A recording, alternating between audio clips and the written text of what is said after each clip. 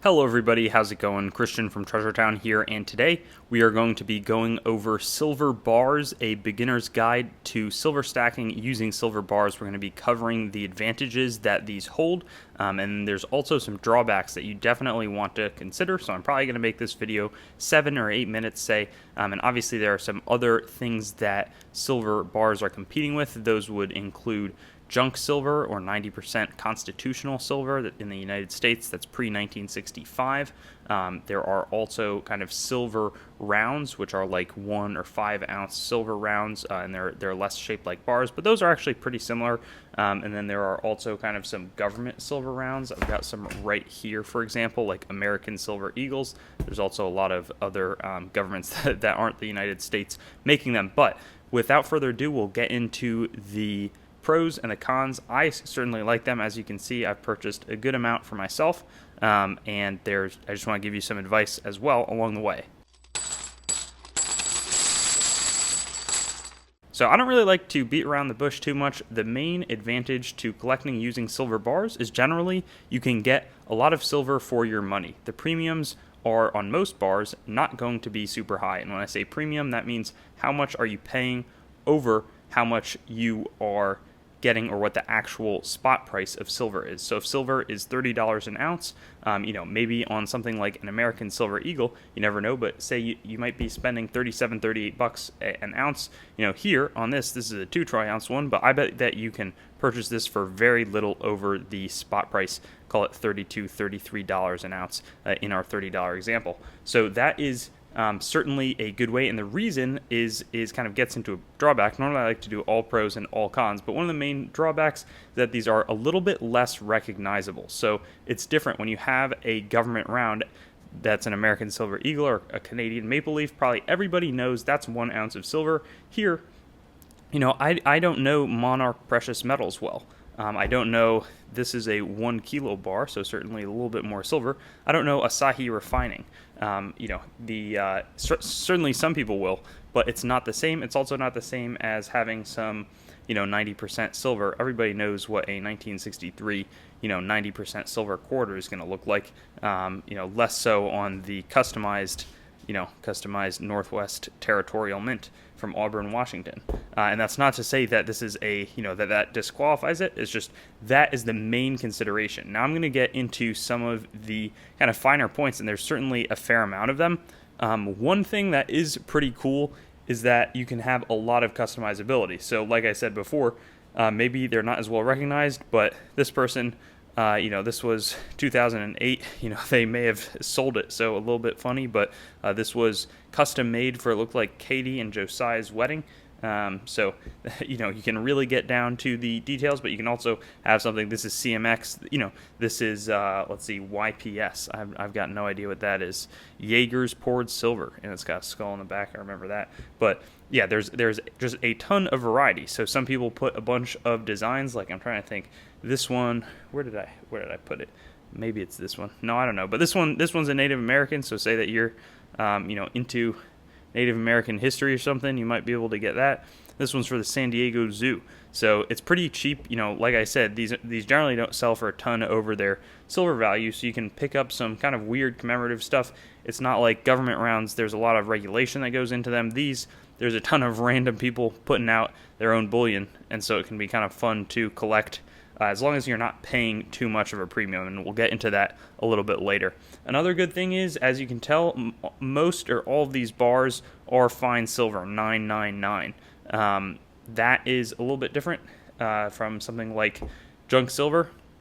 That's what I call it, or constitutional. If you weigh what you've got, it's 90% of that, and it's not like the coins. I've got some silver dimes right here.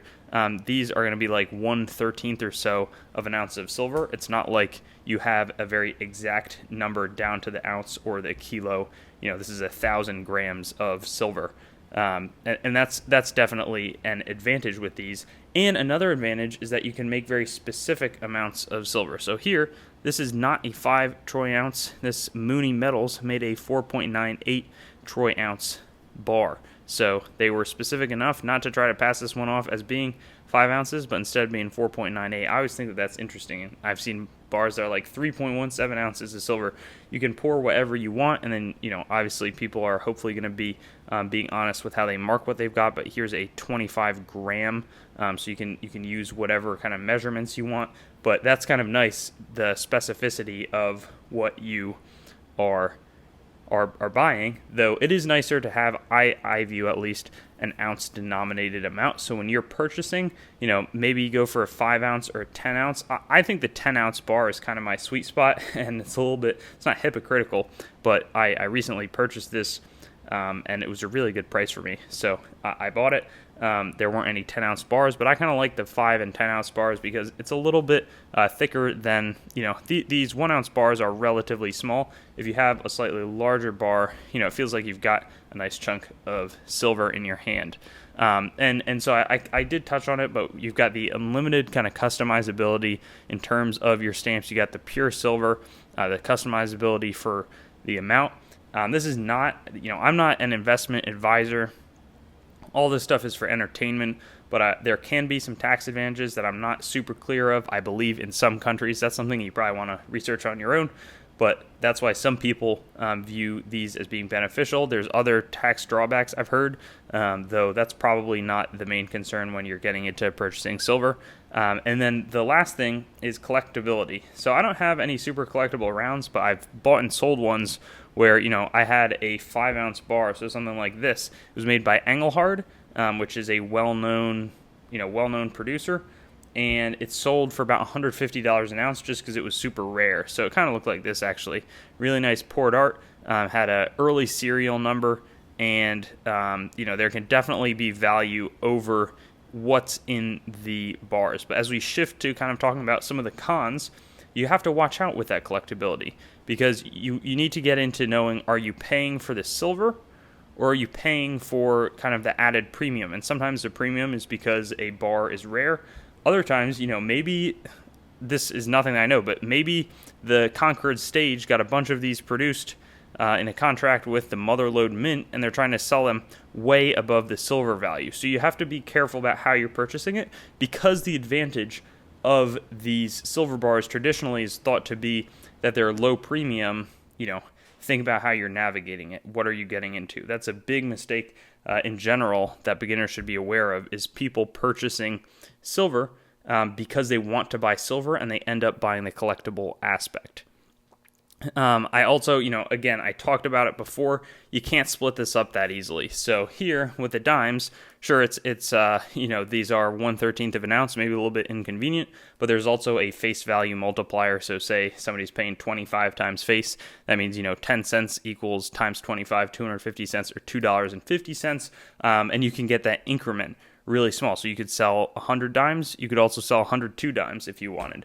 If you have, especially as when you get into the larger ones, you have this kilo silver bar, let me tell you, you're not going to be able to cut it down the middle and sell off what you got. You're taking a bigger position. So often the silver bars are a little bit better for when you are more confident that you want to buy silver, you want to buy a good amount of it, and also get that good price and that low premium entry point that I was kind of discussing before. Again, the recognizability, people don't really know Monarch Precious Metals too well. And some people, you can definitely sell this stuff to a dealer, but, I would say off the street, probably less likely to buy some poured silver. Maybe this is a non-silver metal, you never know, rather than a bunch of 90% silver quarters and dimes in the case that would be relevant. I don't think that that's a huge problem, but it is something to think about. So I in general would probably recommend that you maybe buy a few bars, but for the average starters, probably the constitutional silver is a little bit of a better place. They can also think about these. I used to recommend these as my main form of investment. It was a video that probably has several 100,000 views by now, and now I get all these comments saying, hey, the premiums are way too big. Well, back then it was like $2 over an ounce, so it was a great investment for people. The 1 ounce rounds are great when the premiums are low. Right now the premiums are low on this stuff, but again, you have to be cognizant. This is not really the sort of thing that I would recommend you buy so that you can resell it pretty quickly. It's more of, hey, I really like silver, I want to buy a little bit more silver to own, and then that way, if you want, you can sell it when the time comes. There's one pro that I made a little list that I didn't really touch on. This stuff is heavy, and it feels kind of awesome. You can't buy this much gold unless you're extremely wealthy. So being able to hold this in your hand is a good feeling. It feels like you've got a lot of value in one place, which I kind of like, especially with the way things are going. I'm not going to get too much into the economic situation, but I kind of like the idea of silver, at least a little bit of it, owning a little bit of it. And I think bars are a good way to do it. The first thing that I always recommend, though, is going to be that 90% silver. And then, so I mentioned it before, but the high premiums with other stuff, these can be lower premiums, but you generally don't get that back when you sell. So like I was saying, for these, where there's high premiums, often you can recoup that because other people are willing to buy in at the higher premiums. Here, you really are mostly making a play on silver unless you have those super collectible silver bar types.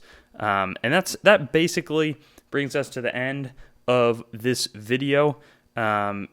Again, watch where you're buying. Buy from a trusted source. That's pretty obvious. I've got some links down below to some affiliate links where you can support my channel by using those to purchase silver. But these silver bars, a really fun way to get into it. And I always think it's kind of nice. You buy a few bars, a few government rounds, a few non-government rounds, and a bit of constitutional silver, and you're good to go for a starting stack. Though I totally understand, if you want to go 5 or 10 or something like that of ounces, and maybe as a closing tip, I would probably buy stuff that looks more like this or is more kind of standardized than something super specific. This was just because I got it at a really good price that I purchased it.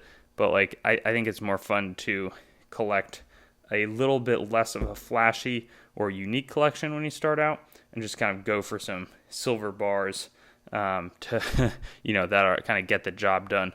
Maybe a 5-ounce version of this or something. And again, if you're really just looking to put a little bit of money into it, then I think you really start. These are proof. I should have brought down some of the regular dimes, but just go for some dimes and some quarters, maybe some $50, very low premiums on that stuff as well. So I hope that this was helpful. A good beginner's guide to the pros and cons of stacking silver using silver bars. And if you have any additional input, definitely leave a comment. Thanks for watching the video. I'd encourage you to like, comment, and definitely subscribe to the channel and connect with me on Facebook, Instagram, and Twitter. I also have a website, treasuretownYT.com, where you should go so that you can learn more about coins as well as what's happening on the channel and possibly find a place to sell your coins and collectibles. I also want to talk about some of my other projects like coinmeltprice.com, which shows precious metals prices as well as the melt values of coins containing those precious metals, both US and world. I also have coinsmetalscards.com, which will develop into a full marketplace as well as a news source for coins, metals, cards, as the name might suggest. And then treasuretowncoins.com, which long-term will be my coin dealing entity separate from the channel. And lastly, whatsthegrade.com, which will be a stickering service for already certified collectibles where you can get a approval or verification of the grade on the holder. Hope you have a wonderful day, and I look forward to seeing you on some of my other videos.